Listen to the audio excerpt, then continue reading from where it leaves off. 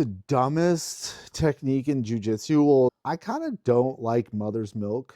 Like, really, you're good at like laying on someone well enough that you can like put your boobs on them Yes. and like suffocate them. Mm-hmm. Now, it does have like some comedic value, so I think mother's milking a friend, Uh-huh.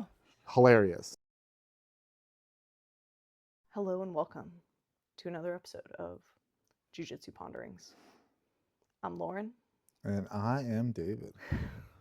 All right. I'm gonna ask you a couple questions, and you gotta tell me this or that, Yeah. and then I'll answer as well. And let us know what you think of this quick kind of intro. We're getting warmed up. Just like you gotta warm up for Jiu Jitsu, we gotta warm What? our talking up. You don't warm up for jiu-jitsu. That's I ridiculous. do. I don't know about you, but No, that's silly. Okay. Warm-ups or no warm-ups? yes. Well, okay, wait. As a black belt now, most of the time, no to the coach-led warm-ups, but yes to my personal specific warm-ups of making sure that my joints, mostly my knees, shoulders, and hips, don't fall apart. So yes to warming up, especially as a master's athlete, but I don't feel like running laps. And I've never really been a big fan of that kind of warm-up. Mm-hmm. I used to not warm up, period.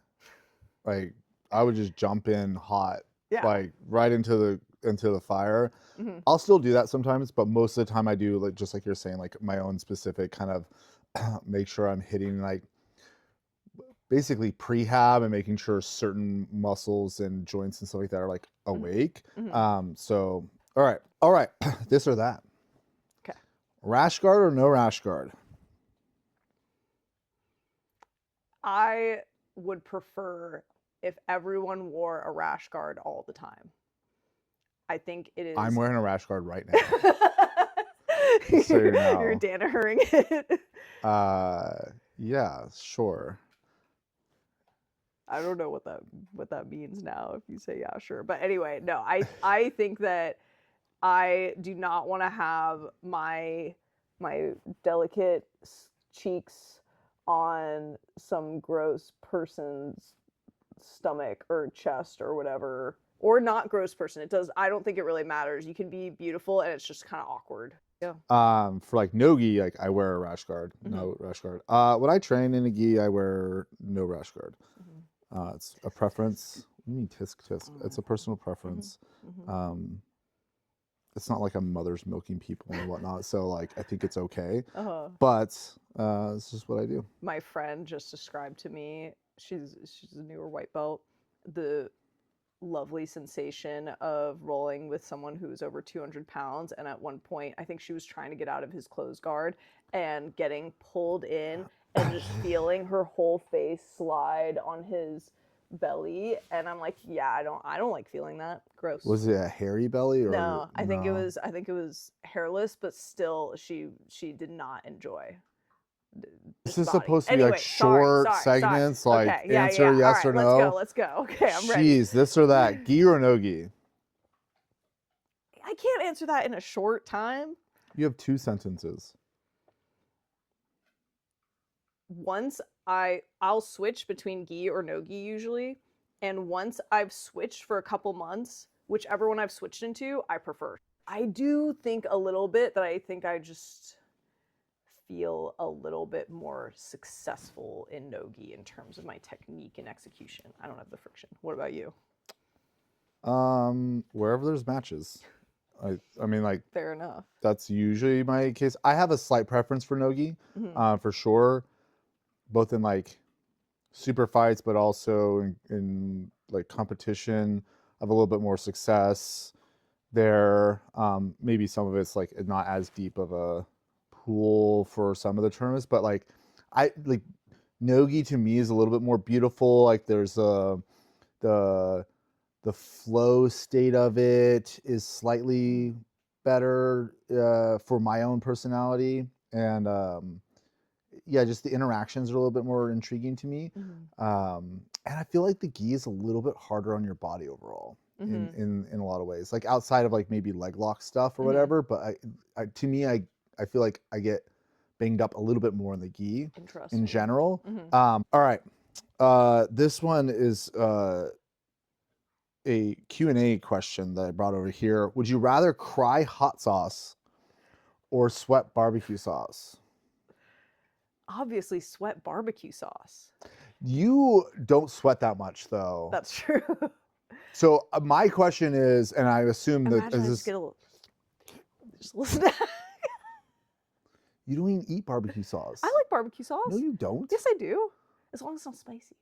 See, that's why I'm saying no hot sauce. Because if you're crying hot sauce, is it burning your eyes too? That Okay. was my immediate. Okay, Okay, I'm not so- choosing hot sauce. So my thought Mhm. are, it's like if you cry and you squint and like it gets around, versus if it's just dribbling down, you're probably mostly okay until like Mhm. you wipe it away. So you got to get a really good Ugh. technique of like dabbing down and striking down. That sounds horrible. I sweat a lot. Lots of So it'd be a barbecue lot of barbecue sauce. It would make it to the point where I couldn't train. So I would cry hot sauce.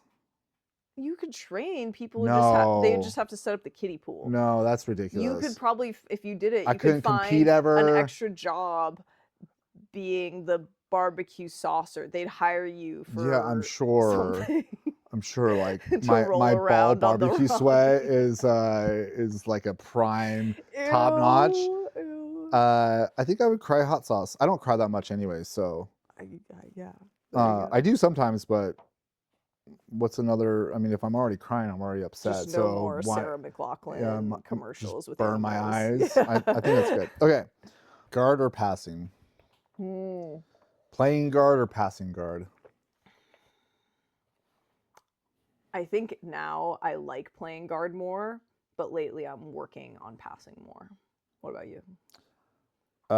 Same. I'm purposely working on passing guard a good amount, but I feel like my guard is my best position, especially for competition. And there's a lot to that, but I won't get into it. But I think if I were to prefer one, guard. You know why I'm realizing this as we're talking about it? Because guard means submissions, and submissions are delicious. Yes, you have submissions. It's less energy expenditure. It's fun. I don't know. Lifting or conditioning? Oh, lifting, easy. Lift and get strong. Lifting high reps or conditioning? I would still pick lifting. I just did 15 one. plus reps. So long, it's so boring. What kind of conditioning? Give me the conditioning example. Are we talking sprints? Zone 2 training. That's pretty chill. Yeah, for like 30 minutes. Yeah. Okay. All right. I'll say over the high rep lifting. I guess if I have some good music and it's just zone 2, which is not dying, and it's on the Airdyne, right? I'm not jogging because I hate jogging. Why? I don't, you know. Whatever. I don't know. There's reasons. It just doesn't feel good. Whatever. Okay, now controversy. Okay. Wrestling or judo? And you get to decide, like, what does that mean? Yeah. I'm going to take the question from a jiu-jitsu perspective, and I just naturally gravitate towards wrestling a little bit more, I think. I think foot sweeps are really hard, and judo was really cool, but it was harder for me to transfer it over to jiu-jitsu, so I'm going to say wrestling. But man, some of the judo highlights are just so good. And I wish I could foot sweep people well, but you know, judo's not just foot sweeps. Yeah, I know, but there's something, even the getting the hips under hips and stuff, I've always had a hard time with it. So okay, yeah. I will say that I'll answer it similar to you, like what is better for like transference to jiu-jitsu? American wrestling, then judo, then freestyle, then Greco. Somewhere sambo's in there, I'm sure, maybe. The reason why American wrestling is higher is also the same reason why I think American wrestling is more advantageous for MMA, and Mhm. that there's a lot of control that's associated with it. Mm-hmm. Whereas in freestyle, you can score a lot of points by just exposing the back and doing throws, somewhat a la like judo, where it's like if the crowd goes, oh my god, you probably scored a lot of points. Mm-hmm. And so I think the control aspect, the weight cutting aspect, although that's probably also present in judo. And it also kind of depends whether you're trying to be predominantly gi or no gi or both. Because obviously, if you're predominantly gi, then some of the grips and the grip fighting and techniques around there is just so important. Understanding like the momentum, and you get some nawaza, the ground battle in judo, depending on like how does your gym emphasize it. So there's like some already kind of innate carryover. Fair enough. All right, we have some questions, prompts to discuss here. So Lauren, Yes. I'm gonna ask you first. Okay, sounds good. What do you think about, or how do you approach selecting partners to train with, and specifically for you as a smaller human being? Okay.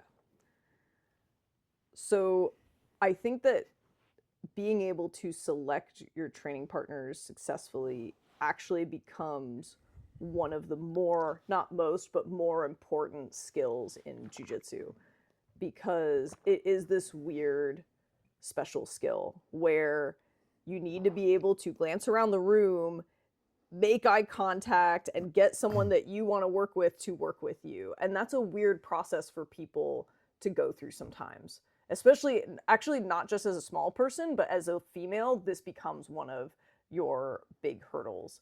Is you'll often, all the dudes will look at each other, and you'll be left there going, oh shit, I need to find someone hopefully close to my size, and you'll often end up just defaulting to one of the other women, which is often fine and usually your ideal partner. But there are instances where, hey, if you're a purple belt and there's 2 other lady white belts, you might want to find someone who's closer to your level, still ideally close to your size. So honestly, one of the big things I recommend people do is at various intervals in their training is make a list of your ideal partners that you regularly see at your gym.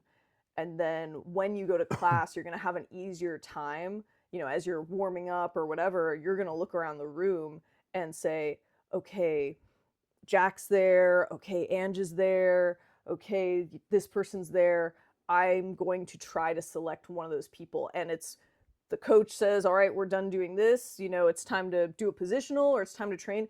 If the more you can just awkwardly be like, up to the person that you were looking at, and I'm just giving like a weird level of eye contact at David, the more likely you will get that training partner. And so being a little gung-ho about it, you don't have to be super extroverted, but being intentional about who you're going to train with each day, depending on who shows up, I think really can benefit your training.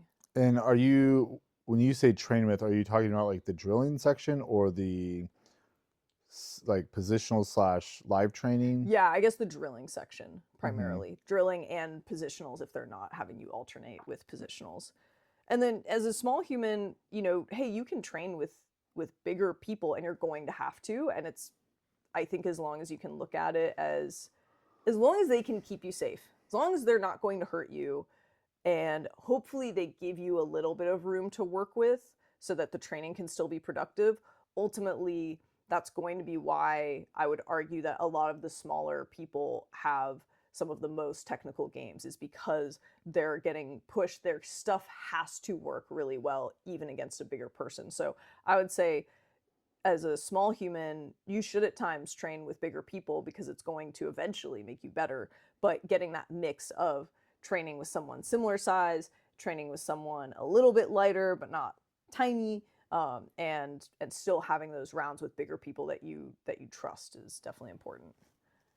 How about you? How do you choose training partners?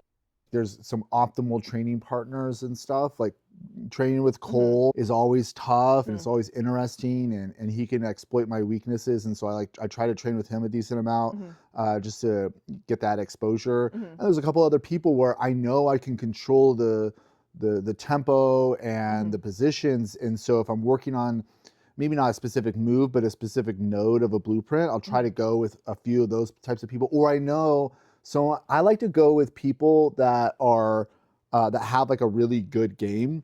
That's like there's an aspect of their game that's really good, and that's their A game is very clear what their A game is, and I like to just go into that A game over and over and over again, because then I'm just like, because they're overall they're like decent, but I'm gonna be better. And so if I stay away from their A game, I'm not gaining as much from them. And also they're not gaining as much either. Well, maybe I'm not sure, but like I'm thinking about a little bit selfishly. I want to get better at defending against someone's A game. So if they're really good at smash passing, like I'm gonna let them start entering smash pass, or I'm gonna go into this position where they're gonna be entering smash pass. But also like if I'm coming up to a competition, I'll change who I tend to try to train with pretty dramatically depending on how close it is. And I can like dive into that if that's of interest. But a very not like methodical, like I'm picking every single one, but I'll pass on certain ones and like really target. And usually I'm really like, okay, I'll wait for someone to like make eye contact with me and like ask me to roll. And sometimes I'll like point someone out, but when I'm trying to be a lot more intentional, especially like the week of competition, like I select people a lot more, not aggressively, but more methodically, more like for like we're rolling, not, hey, do you want to roll? You know, and like they could always say no, because I encourage people to say no when they want to. I do want to note that we are talking a little bit from the power of being a black belt in a gym, where you do socially have more clout to choose your training partners. And so I do want to acknowledge that white belts, blue belts, you're still navigating, you know, maybe not by blue belt, but especially at white belt, you're still navigating the social setting, even if your gym is more progressive in that, hey, there's no silly thing about, oh, a lower belt can't ask an upper belt to roll, which unless they are doing pairing up, because some gyms do pairing up in the beginning or whatnot. That's a good point. So I think then as a white belt, your biggest priority is the fact that you can say no to rolling with anybody. You know, and it's very important to learn how to exercise that freedom, especially as a female or as a smaller human, to avoid getting hurt or avoid having potentially negative situations happen. Absolutely, because I think, you know, your biggest goal, especially early, but all throughout your career, is like to be able to continue training. And so like if you're putting that in jeopardy unnecessarily, that's, you know, it's a big failing. And so I 100% agree. Safety is a top priority. Not avoiding tough rounds. I want to talk about that in a sec. I do want to add, because at least for me, I'm someone who likes having very explicit instructions on how to do something. So how do you say no to someone? I will literally just be like, no, thank you. And I'll put on my smile mask, because I'm not trying to offend them. I'm just literally like, I don't need to explain to them that I don't feel safe or whatever. A pleasant no thank you is more than enough. Or oh no, I'm doing a rest round, even if you might be looking around the room and seeing if there's someone. I don't like the rest round and then find like. Sometimes what happens is I'm indecisive and I'm like, oh, do I want to rest right now? I'm kind of tired and I'm old, you know, not old, but whatever. And someone where I'm like, nah. But then someone that I am saying, even just say though no. I'm tired, don't say I'm going to do a rest round though. That's all I'm saying. Because if someone says I want to do a rest round, cool, and then I go over there and then they're rolling with someone, I'm like, come on, bro, that's a little weird. If you're just like a little bit, I think as a female, I'm going to give myself more leeway. You just say no. Yeah, you don't have to say no things, because sometimes you are tired and you are going to sit out, and then someone you really like training with or someone who you can kind of beat up is like asks you if you want to roll. So I don't know. I think it's okay. I think semantically, just say no. No, thank you. You don't need to be like, I'm doing a rest round. You can just say no, thank you. Or you can say, like the next one or whatever. Yeah. But that's only if you want to do the next one. If you want to do, yeah, if you're actually open the to moral doing of the story is you can say no to people that want to roll with you. Yeah. And unless your gym has a rule against it, which some do, and that's maybe a red flag. But I think that you should feel empowered to say no to anyone at any time. Hello, Tasha. Okay, so good time to transition. What does it mean for you to be working on something? Like if you're working on a specific move, position, or concept, how do you approach it? What are your goals and milestones to know you are progressing?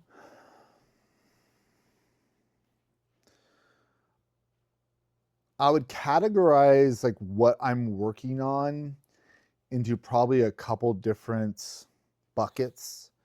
There's things that I'm working on from a much more holistic, like zoomed out level. And I'll give examples in a second. And then there's like things that I'm working on maybe in a more of a medium level, or I'm looking at a section of the blueprint or a node that has like multiple different things. And then there's where I'm just trying to fine tune, troubleshoot one specific aspect of a specific move. And usually, so examples of that are if I want to get better against people that are actively disengaging and doing like what I would consider anti-jiu-jitsu, or making the adjustments when like my guard is not being successful. And so I keep that on my like processing in the background while I'm rolling, and I try to find opportunities for when I see this being presented to take chances rather than just staying in guard and being like, you know, comfortable and whatnot. Take chances in trying to identify opportunities where, like say I need to be able to sweep, like I'm gonna open up and try more things in those particular situations, and like subconsciously or consciously like pay a little bit more attention to that. And so like those are the time frame of that is also a lot longer.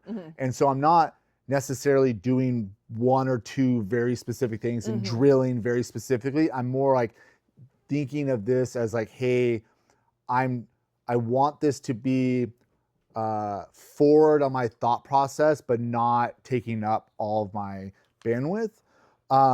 So that's a little bit like, I don't know how applicable that is to passing on to other people. That's like a way that I learn really well and I explore really well. I think the way that it can be passed on to other people is that you have maybe a mantra that you're telling yourself when you're training. You know, you're saying, hey, I'm wrestling up, you know, I'm going to or I am going to take the, you know, for me, I have, I think, a similar thing of, I need to get myself to sweep more to get points on the board, where often I would fall back to my guard and still look for submissions. And so, hey, even if I don't really want to come up, look for the sweep attempt, you know? So I think giving yourself that, this is my overarching mantra, where in those scrambly situations or those split-second moments, this is how something I'm saying to myself to try to push action in one direction or another. Yeah, totally. And I'll try to think about like, maybe I'll think of specific move clusters that I want to be associated with that, like wrestling up from a couple different perspectives. And then if I'm like having specific problems with like a grip and they're like able to slip out or whatever, then I'll actually drill that. Yeah. I'll go there, I'll ask, I'll be like, hey, can you, I drill very occasionally. Or I'll just like be in there and like, okay, like just dissect it and see like what's going on there. But those are like a lot more rare. But I will try to identify sometimes very specific things where I'm like, this isn't working. Why? Especially when I'm like, hey, this should work in some capacity. And like, I'm missing an aspect of it. Like, you know, like Barambolos, like I'm not that great at, but entering from like a modified Barambolos, like I have like ways to do it really well. And there was like 2 or 3 things that was just missing. And so I drilled a few of those over and over again and explored those, and I feel like I'm a lot better at those now. So that's when I say I'm working on stuff, it will slot into one of those three like stratas, you know, like way up 30,000 or like the 10,000 or like right above the ground levels. Yeah, I think that's a really good way to put it. I'll say from my perspective, in the past, it's been very difficult for me to quote unquote lab work something or work on stuff.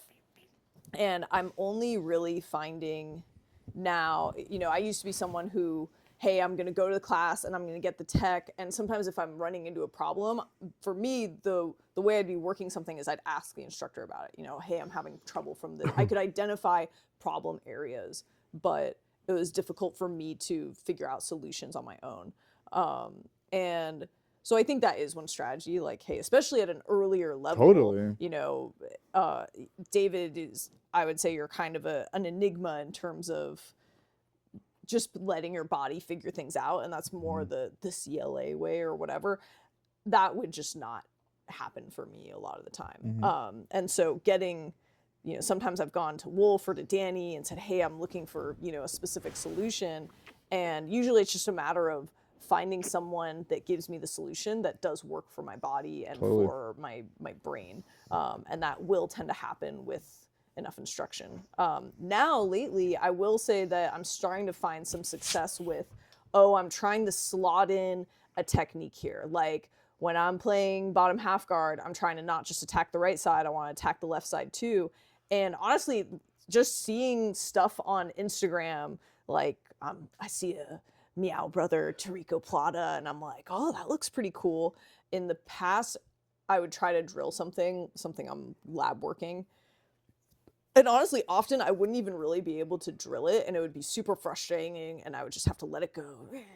And you were definitely there for some of those. And now I think I understand enough move sets that bringing something outside of what my coaches are talking to me about or in their curriculum, I think I can start to see what could potentially work for me and slot something in. And so now it's saying, okay, I'm drilling this position, I'm making sure I understand it, and then just being able to see it and see it in the right position. You know, okay, is their hand here or is it under my leg? Because I can only do it when their hand's here, or you know, something to that effect. And then actually hitting it, and maybe I don't finish the submission or maybe I don't finish the sweep, but at least I'm seeing it and I'm getting 50 to 80% of the way. To me, those are big wins, especially when I'm doing it, you know, maybe a couple times in a single day of training. More would be ideal, but not everyone's going to play into the specific move that you're doing. And then I think that, you know, people talk about SMART goals just in life in general: specific, measurable, realistic, attainable, and time, something like that. That's what you're applying to training. You're not saying, I want to double leg someone 3 times today, because that's not really in your control.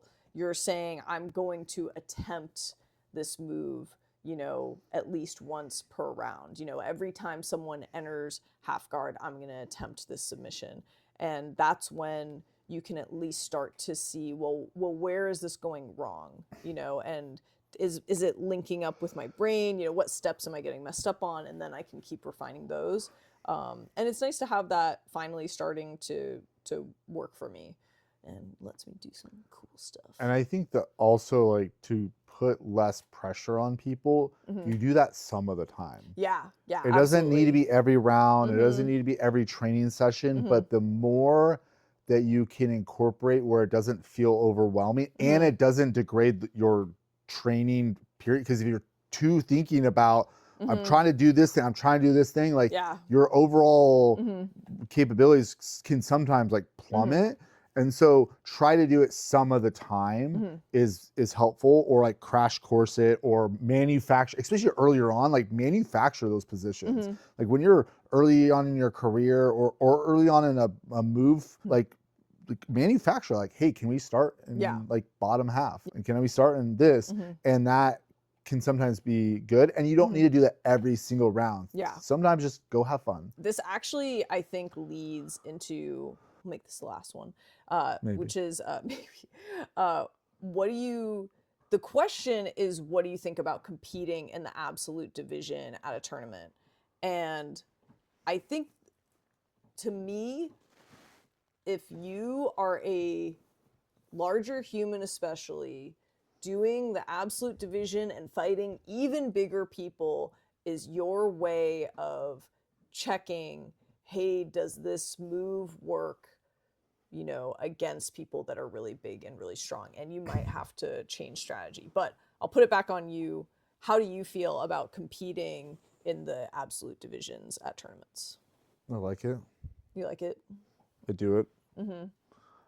Usually my default is I'm going to do that unless I'm hurt or like there's an extenuating circumstance, like maybe I'm competing in my division in the morning and it's not until the evening and like it just doesn't make logistical sense.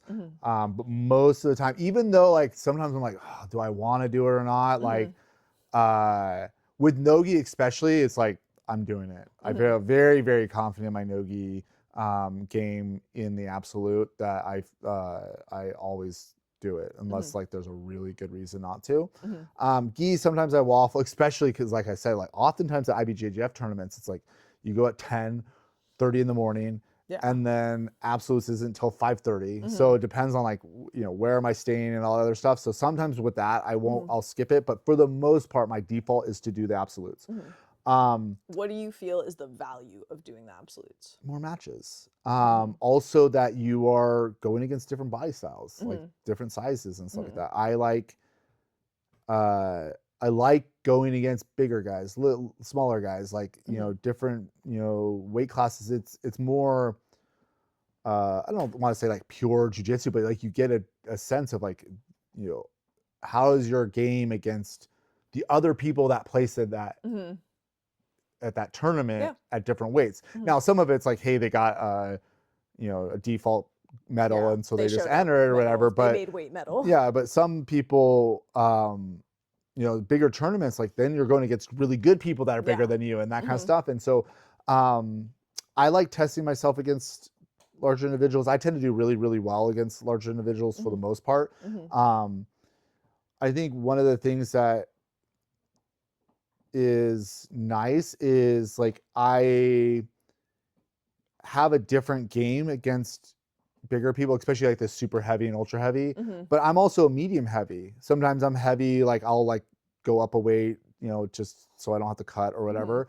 So there's I think medium heavy is probably the optimal. Maybe heavy might be slightly optimal, but medium heavy and heavy are like the best weights to do the absolute, in my opinion, because you're probably most likely against, except for like, you know, athletic specimens, you're probably the right amount of power and speed and technique and that kind of stuff in general in relation to the other folks. Like I feel like the weight to power trade-off is like diminishing returns as you get into like the heavy, super heavy, and especially ultra heavy generally. Now, if you have someone that's really technical and like kind of lean and like very strong at ultra heavy and it's good, it's a nightmare. It's an absolute nightmare. But I find that like in general, like those people are like tend to be a little bit more predictable in general, tend to be a little bit easier to deal with. Now, you might not be able to be successful with it, but like for the most part, I generally am. And I have a game that's a little bit different that I apply to them. Now, my game isn't dramatically different. It's just like I'll take out a few things, I'll add a few things and approach it that way. And I just like doing absolutes. It's just, it's more matches, it's more medals, it's there's, I don't know, I like rolling with bigger people. There's something interesting and intriguing about it. I think but smaller people, I don't know. Like I've definitely seen where you have a match against a significantly smaller human and it's mostly like, okay, I'm going to win, but I'm trying to win without hurting this person. And that's very nice of you. I do that a lot, yeah. Now, I will say that my game in particular is really good against bigger people because I am very good at submissions. I'm very good at specific submissions that don't require what's I don't know exactly how to say it. It's like a lot of my submissions are built off of, I think Wolf mentioned this one time where it's like I have a wall and there are these holes and you feel like, oh, I can go through that hole, but no, I have a trap right behind it. And so like a lot of big guys, for example, will want to come and cross face and try to get chest to chest connection and smash half. And that's like a straight arm bar or Troy bar all day long. And I love that. And so like my game being very submission heavy and especially how I often get to the submissions really is conducive to being able to do absolutes very well. Now, if you're a smaller person, especially even smaller than medium heavy or whatnot, and you don't have a really good like submission game or an ability to like slow down like big guys in a lot of ways, like that's going to be a lot harder for you to do absolutes. Now, that doesn't mean you shouldn't, but it's going to be harder to have success in absolutes, in my opinion. Yeah. What about you? Usually when I bully you into it. That's so funny. It's funny. What's when funny? when I was blue belt and up until I met you at purple belt, I didn't do the open weight, and my prior coach dissuaded me from doing it. I think on some level he just wanted to go home and not have to coach me late. But we stayed for other people, so whatever. But the thought was that I was too small to really do the open weight and have success. But then the times that there were certain tournaments where even at a blue belt, there weren't any other girls there. And so it was like, all right, it's the open weight class and that's kind of it. And I had success, So I think that even though I'm a lightweight, which, on your scale, that's like definitely the smaller end, for women, usually I don't see such a drastic difference. I feel like there's a lot more feathered to heavy. Whereas heavy tends to be the highest. And there will be like one, which is wild. Yeah, it's pretty interesting. Whereas it's the opposite with men. It's like it's like all the ultra and super heavy. It's medium heavy to ultra generally. Anyway, go on. So I think that it's the similar thing of, hey, am I risking getting injured? Or things kind of jacked up, after now that I'm done with my division match? Or do I generally feel good enough and emotionally do I feel well enough that I want a few more matches? And honestly, I think as a woman, and even more so as a master's woman, sometimes that's going to be the only way that you get matches, and go send it. One of the women that I've competed against, she's a featherweight and she often wins the absolute, So I think that it behooves you to get more matches, and I personally like going in with the mindset of maybe not literally that I'm the underdog, but the open weight feels like no pressure.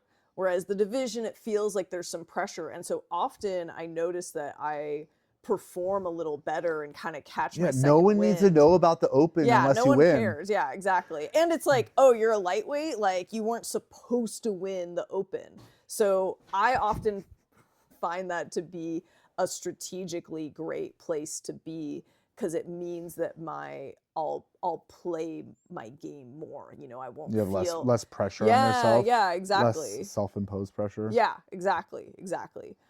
So I say send it. I just like to bang, so I like to have matches. And honestly, when I'm doing the open, I sometimes feel like the featherweight women are more threatening than the heavyweight women. Their tech is just super solid. They're really fast. They're really flexible.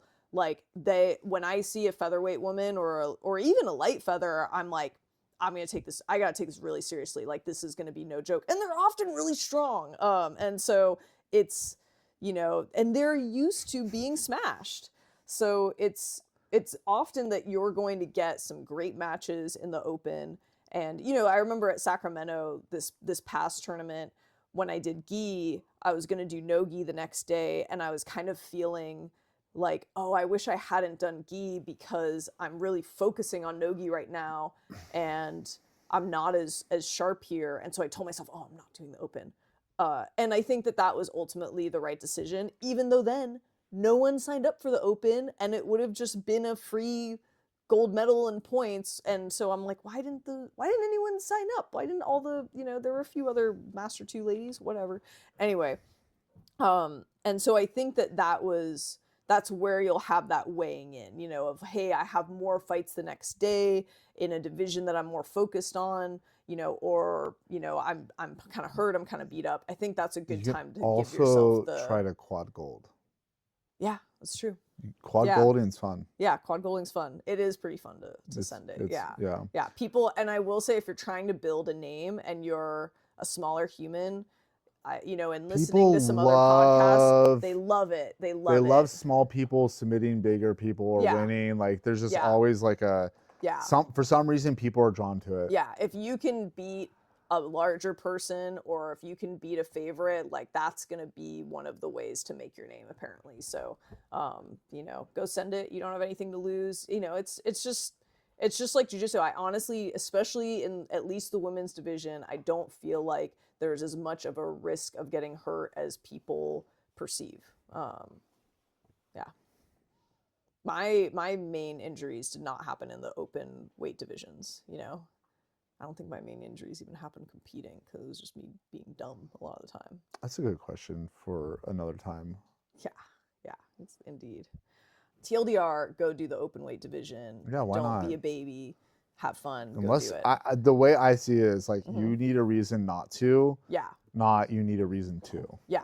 I also, one thing, controversial opinion, sort of, not really, is I don't really like this like whole, I won and so I shouldn't do the open weight, versus like, if I don't win, then I'll do the open weight. Like, I hear this all the time. Lame. I won't name and shame, but I hear this from like 2 people that I know really well that are very like pretty high level competitors, and that's like their heuristic. Like, if I don't win, then I'll do that. Are you gonna look in the camera and you know who you are? It's like, do it. Just do it. Just do it. But like, I mean, I don't know. It's like the times that I see like the winners not doing it, and like the 3rd place person doing it and stuff like that, because I didn't win that. I don't know. I don't understand that logic.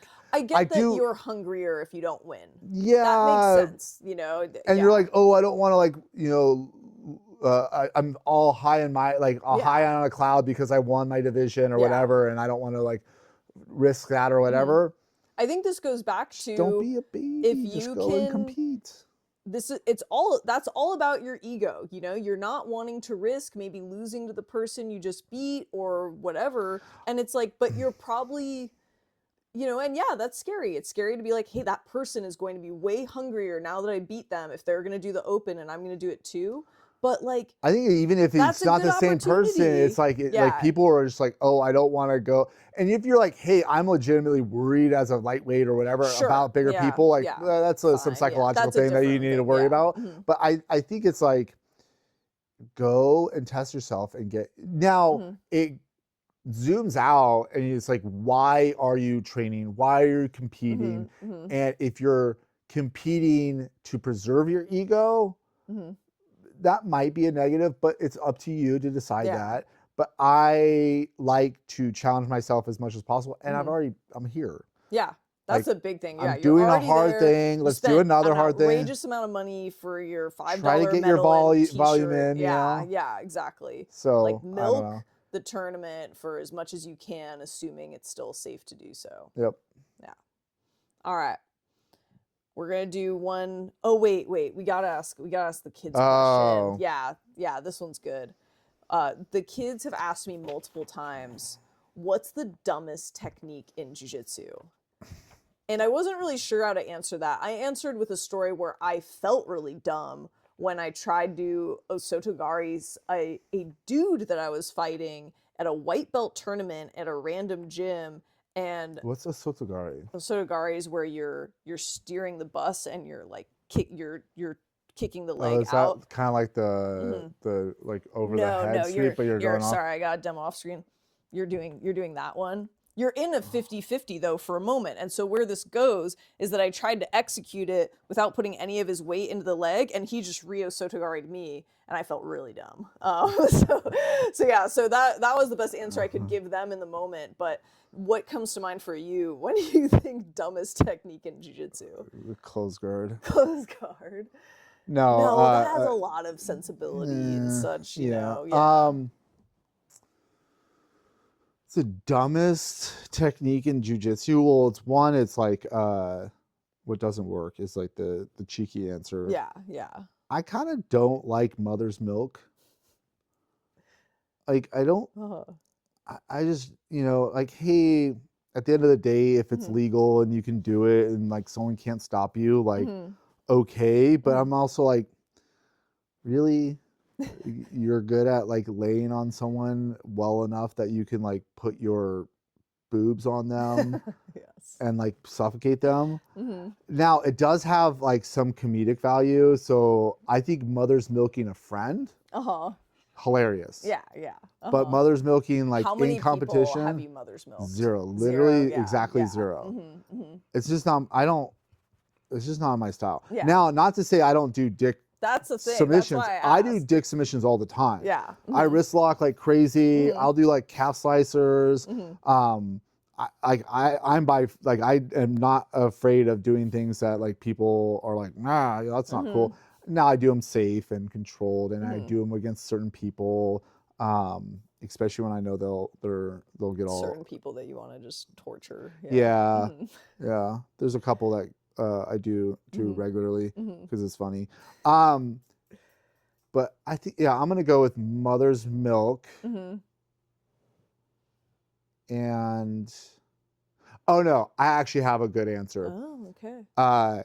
Flying guard pulls, like jumping guard. Interesting. I hate them. I used to jump guard. Because my open guard was so bad that I was like, okay, my takedowns aren't working, or this person's better. I feel like at takedown. So my only strategic way to get to bottom successfully is to jump guard. I think jumping guard, especially as a white belt, is a dumb move. That's why it's banned. Because it should be. Because it's like, it's dangerous, especially with people that don't know what the heck they're doing. Not only the person jumping, but also the person like they're like not aware, not going to catch. Like it's just dangerous. So I think most of the moves I think would be dumb are things that like the payoff does not make sense to the risk. Like flying scissor takedowns. I think are really dangerous. And I think that are because a lot of times people don't do it well and just ripping right into that like side of their knee and whatnot. Now, if you're at like a professional level Nogi tournament that allows them, sure, like great, but you're at like a Naga, like don't fly and scissor take down people, even if it is legal, like calm down. Like when you can't actively have control throughout a move, flying arm bars are the same thing. Like I don't like flying arm bars. I think they're dick moves because most of the time, like if you're seated, like even if you do them well, like you're landing on someone's chest. I always wonder, like I saw one that was really cool, and of course, as a learning jujitsu person over the years, it's flashy, it's cool, like that. Sure, that'd be so sick. But I'd see them and they'd land on their shoulder, or there's a great video of there was the one guy who's super famous for doing flying triangles and stuff, and he lands on his head and just like messes up his neck, like knocks himself out. It didn't mean that he stopped, but you're like, you just can't do that too many times. It's you gotta be really good about it, and it's like it introduces like this risk profile that is kind of to like you and your opponent and stuff, and not like you said, like when it's done really well, it looks sick. I get it, flying triangle, flying armbar, but I feel like in many applications it can be very dangerous, and especially training. That's what I never felt comfortable to try to do that in sparring, where I'm like, I could really hurt my partner, let alone myself. I'm like, I'm gonna kick someone in the face, or something's gonna go dumb. And even as a small human, it just I didn't really know how to like tolerate that risk, so if you know a way out there to drill this stuff safely, like I'd be curious to hear about it, but I don't know, it never really so what's your dumbest technique? I don't know. Donkey guard? No, donkey guard is hilarious. No, it's dumb. I mean, it's hilarious, but it's dumb. If you have, Donkey guard is Mhm. funny. It's interesting because like until someone figures out how to stop rolling knee bars, like you could just feast off of rolling knee Yeah, bars. Like, yeah. because that's like what donkey guard's made for. Yeah. You know, Mhm. obviously other things, but like, Mhm. yeah, it's kind of silly. Mhm. What do you guys and gals Yeah. think is the dumbest technique I love it. Yeah. in jiu-jitsu? Yeah. That's gonna be the poll. What's the dumbest technique? You in gotta tell jiu-jitsu? us. Mhm. Don't be afraid to comment. Like and subscribe. Like and All right, do we subscribe. have one more? Or is I What's the don't know. dumbest technique in jiu-jitsu? Okay, dumbest technique in jiu-jitsu. And don't say guard sitting or guard pulling. Guard pulling is the best. All right. Okay. It's not the best, but you know. Okay. Yeah. If Jamie's watching, he'll understand this. Learn to pass a guard. Yeah. Yeah. Exactly. Just when learn to when the pass. rule Quit set crying and pass. when yeah. the rule set is as such that there's no penalty or you're Mhm. willing to take the penalty for guard pulling, Mhm. if you're not actively engaging and being able to pass a guard, like Yeah. it's on Maybe you. the problem is you. Mhm. Because it's also because like, you know, what's always funny to me, the people that are the most adamant about it, there's like two lines of thought. Oh, it's not like a real fight. Mhm. Yeah. None of it. Yeah, is at this Troy, point. I'm not fighting someone on the streets. I'm doing a sport Mhm. that allows and often, in fact, incentivizes to guard pull or guard sit. I Mhm. can wrestle. I can pass guard. I can wrestle pretty damn well. Mhm. I choose not to because of advantageous situations. Like Mhm. it's less energy, it's more efficient. The rule set is usually there. I can submit more people. Like there's reasons why I do that. Mhm. Two, the people that are all like super adamant is like, what is the best case scenario for you? You take them down, and then in your guard pass situation. Well, maybe you take them down to side control. But like, that's yeah, probably the best case scenario. But like, that's that's just not going to happen. That's not going to happen yeah. that often. And so like, you're going to be in a position where you're on top and you need a passer guard. Yeah. What like bothers me is they're like, oh, like it makes jujitsu boring and lame and whatever. That's boring and lame anyway. Yeah. So the but most it's like boring is when they're both standing trying and to not club doing each other in the head, anything. and you're like, I'm just watching It's shitty so wrestling boring. right now. Oh and it's my really God. funny is like those people in general, not always, because there's some very talented like wrestle jits kind of people. But like most of the time, those people that are talking like that would get lit up in wrestling.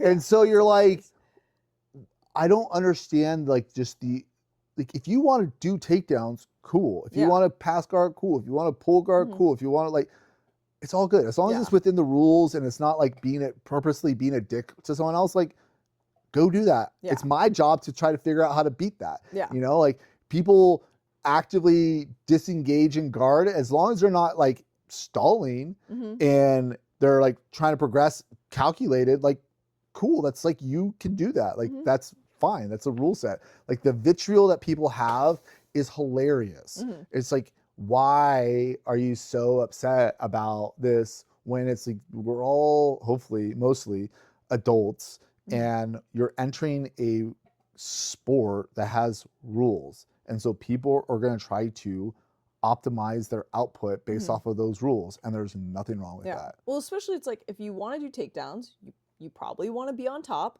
And so they sat. Now you get to try to pass. Yeah. That used to be my game, was counter wrestle and try to pass. But that's what you like. I think a lot of these people, like not all the people, but like some of the people that complain the most, is they're getting robbed of those 2 takedown points, and then they're gonna stall and disengage, but they're up by 2.